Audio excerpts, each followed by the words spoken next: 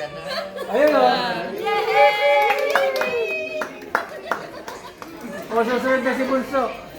Magpapakorti kay Bunso. Ginagawa pa. Okay.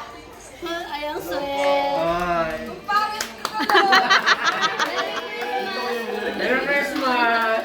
Lasingan to mamaya. Kay Jason, baka hindi yung kwarto mo, di ba? Pwede naman eh.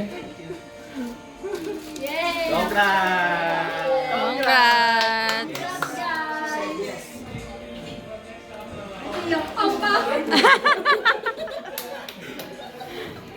Dito na mo ano. Wow! Save the date na yan.